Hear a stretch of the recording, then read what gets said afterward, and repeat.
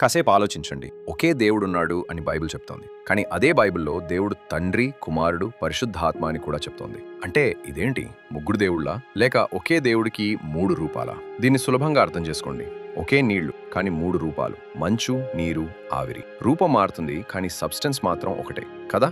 అలాగే బైబిల్ కూడా దేవుడెవరు అనే ప్రశ్నకు త్రిత్వం ద్వారా సమాధానమిచ్చింది. ఒకే దేవుడు 3 స్వరూపాలు.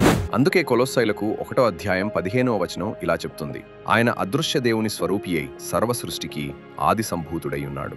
ఇక్కడ అదృశ్యుడైన ఒక ఆయనున్నాడు, అతనికి శరీరుడైన మరొక ఆయనున్నాడు, అతనికి వేరుగా అతని ఆత్మ కూడా ఉన్నాడు. ఇదే స్వరూపంలో ఆయన స్త్రీను పురుషుడిని సమానంగా సృష్టించాడు. బైబిల్లో ఇంకో స్పష్టమైన ఉదాహరణ ఏమిటంటే మత్తయి సువార్త 3వ అధ్యాయం 16వ 19వ వచనాల్లో యేసు నీటిలో బాప్తిస్మం పొందుతుండగా ఆకాశం నుండి తండ్రి, ఇతను నా ప్రియ కుమారుడు అని పలికాడు. అప్పుడు పరిశుద్ధాత్ముడు పావురంగా యేసు మీదకు దిగి వచ్చాడు.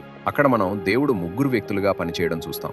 కన్క్లూజన్ ఏంటంటే త్రిత్వం అంటే ముగ్గురు దేవుళ్ళు కాదు, బహుళత్వంలో ఏకత్వం. ఒకే దేవుడు 3 స్వరూపాలుగా.